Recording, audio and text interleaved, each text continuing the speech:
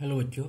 अगला हेडिंग है ये प्रकाश की कण प्रकृति, द्रव्य तरंगे, कणों की तरंग प्रकृति। तो ये माना गया कि जो प्रकाश है वो कणों के रूप में भी चलता है।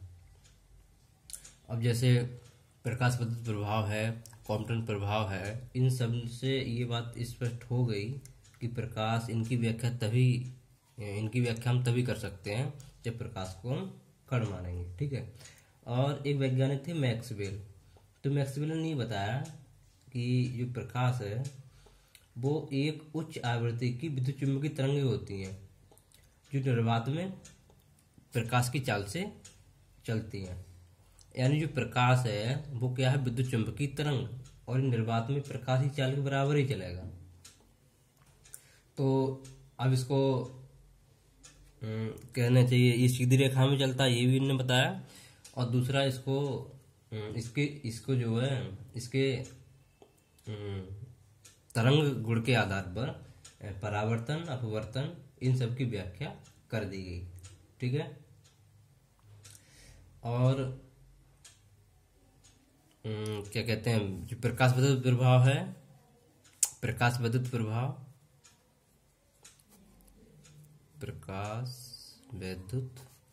प्रभाव और रमन प्रभाव,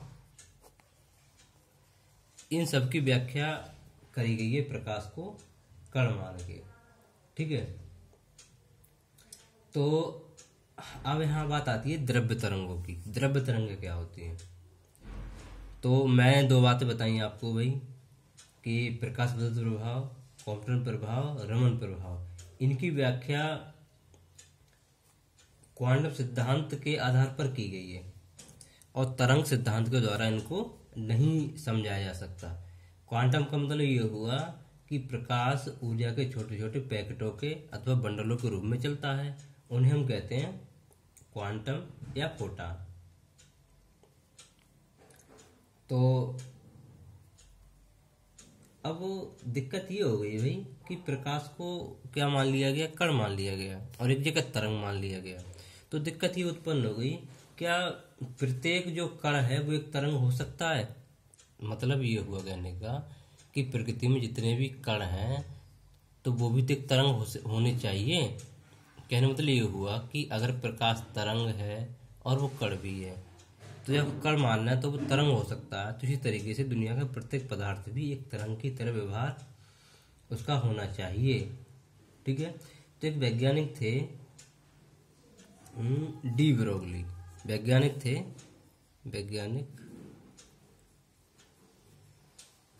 डी ब्रोगली, दी ब्रोगली कहते हैं इन्हें, दी ब्रोगली। अब डी ब्रोगली ने यह कह दिया कि प्रत्येक गतिमान कण के साथ एक तरंग जुड़ी होती है। यानी प्रत्येक गतिमान कण के साथ एक तरंग संबद्ध होती है। कहने मतलब ये हुआ कि प्रत्येक गतिमान कण एक तरंग की तरह व्यवहार करता है, ये कह दिया उन्होंने। ठीक है। और उन्होंने बताया कि प्रत्येक गतिमान कण के साथ एक तरंग जुड़ी रहती है। तो तरंग है तो उसकी तरंग दैर्ध्य भी होगी। तो उन्होंने तरंग दैर्ध्य के लिए एक व्यंजक दिया है, वो हम देखेंगे। ठीक है। तो डी ब्रोगली तरंग दैर्ध्य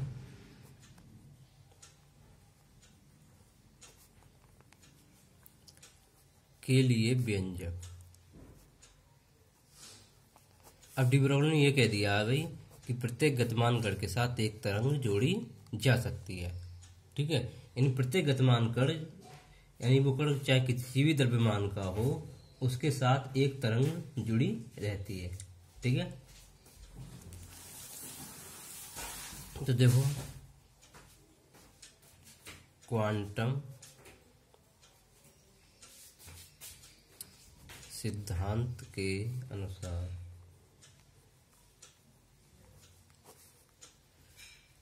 फोटॉन की ऊर्जा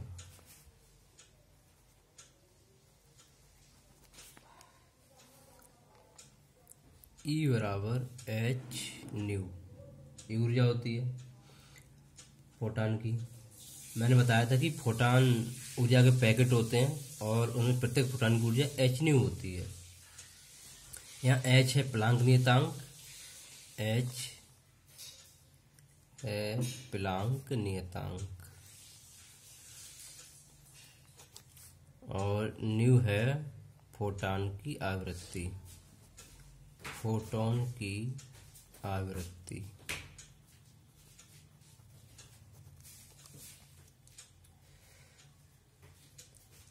अब हमें मान लिया कि फोटान है, उसका द्रव्यमान m है।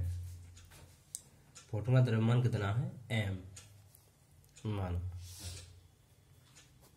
स्मॉल m द्रव्यमान के फोटोन की ऊर्जा। देखो हमने सूत्र पढ़ा था E बराबर mc²। यहाँ द्रव्यमान है तो सूत्र हो जाएगा E बराबर mc²।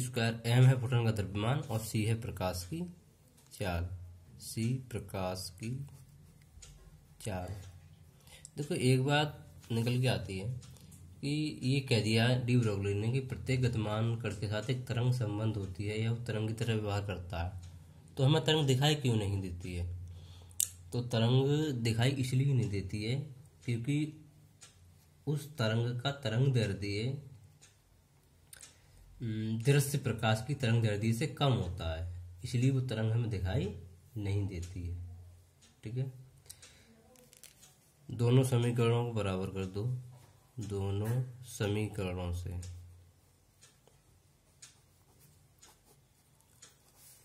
तो देखो यहाँ पर जो E बराबर एच न्यू है, वहाँ E का E वाला मान लगा देता हूँ मैं, तो mc² बराबर हो जाएगा एच न्यू। तो यहाँ से m बराबर क्या हो जाएगा? एच न्यू बटे c²। ये हो गया। एक सूत्र होता है c बराबर न्यू लैम्डा, तो न्यू बराबर क्या हो जाएगा यहाँ से? c बटे लैम्डा। तो न्यू की जगह लगा देते हैं c बटे लैम्डा, तो m बराबर हो जाएगा एच सी बटे c² लैम्डा।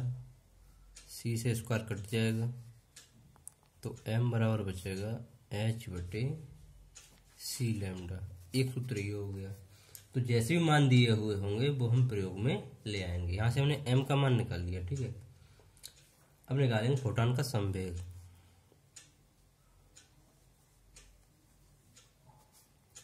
फोटॉन का संवेग, ये मैंने फोटॉन का द्रव्यमान निकाल दिया है, फोटॉन का संवेग।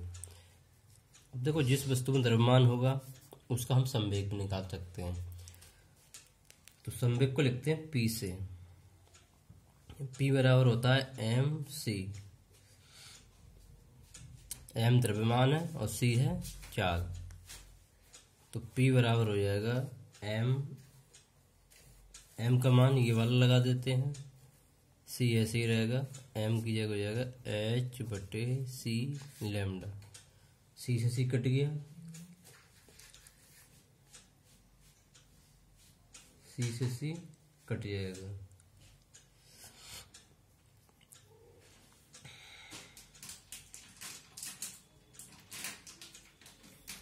तो जी क्या बचेगा यहाँ से? h बटे लैम्डा बचेगा। तो P बराबर हो गया h बटे लैम्डा। तो जैसे मान दिए हुए होंगे उस सूत्र का हम उपयोग करेंगे। यहाँ पर h प्लांक नियतांक है और लैम्डा क्या है? प्रकाश की तरंग दैर्ध्य है। अब हम वो तरंग दैर्ध्य निकाल देते हैं जो कि कण से संबंध होती है। तो लिखते हैं फोटॉन से संबद्ध, फोटॉन से संबद्ध तरंग दैर्ध्य। ऐसे लैम्डा का मान निकाल दो, तो लैम्डा बराबर हो जाएगा h बटे p। यहाँ से हम तरंग दैर्ध्य का मान ज्ञात कर सकते हैं। अब यहाँ पर अगर हम P बराबर P का मतलब है संवेग लगाते हैं कण का। P बराबर mc होता है। m का मतलब होगा उसका द्रव्यमान और c का मतलब होगा उसका वेग। तो वो लगा दें तो यहाँ से तरंग दैर्ध्य ज्ञात कर सकते हैं।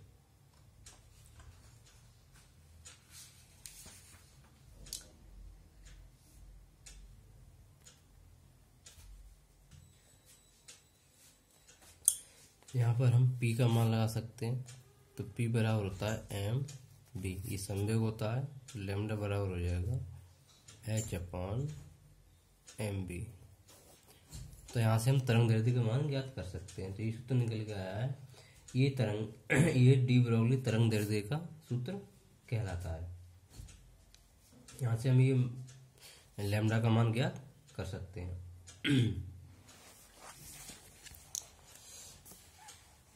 इसमें अगला हेडिंग है इलेक्ट्रॉन से बद्ध डी ब्रोगली तरंग दैर्ध्य।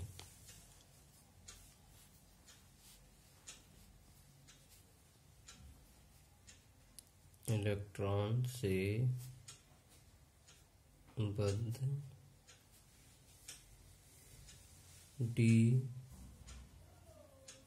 ब्रोगली तरंग दैर्ध्य।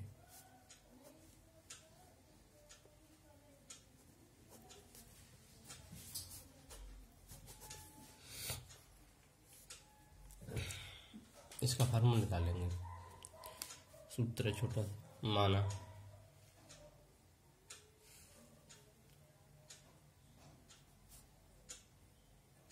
कि कोई कण जिसका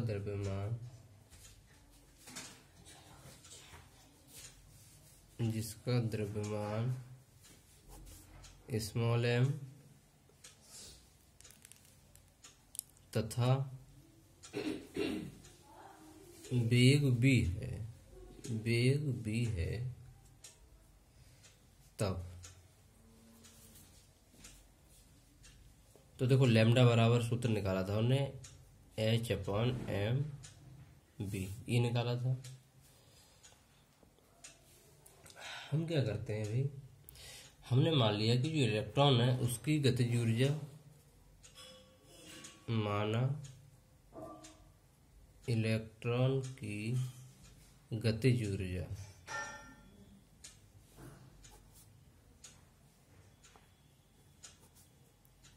K है तब। देखो सूत्र होता है K बराबर 1/2 mv²। तो यहाँ से अगर B का मान निकाल दें हम तो b² बराबर हो जाएगा 2k/m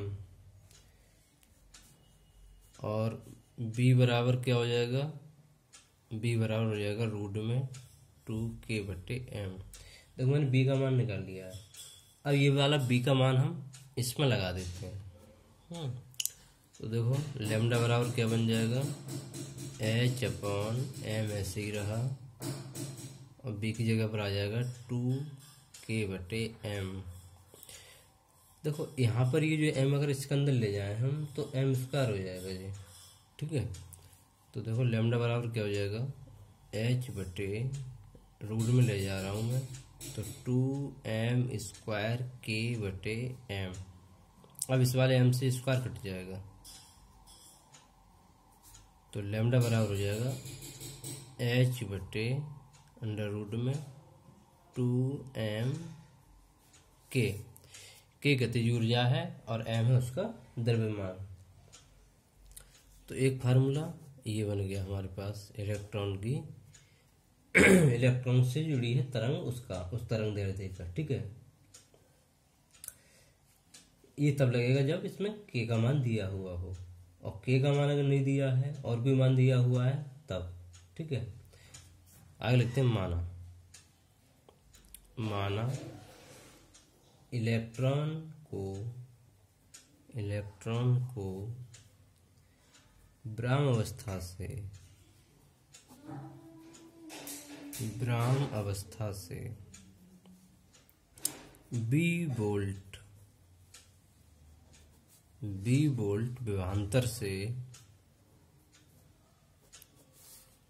विभवांतर से त्वरित कर दें तब देखो इलेक्ट्रॉन विवरावस्था में था और हमने इसको त्वरित कर दिया यानी इसको ऊर्जा दे दी तो के बराबर हो जाएगा ईवी। तो जहाँ के आ रहा वहाँ क्या लगा देंगे हम ईवी। तो सूत्र हो जाएगा लैम्डा बराबर h बटे √2m.e.v। के की जगह बस ईवी आ गया है। ठीक है, अगर हम क्या करें इस वाले फार्मूले में सभी मान लगा दें, क्या करें सभी मान लगा दें।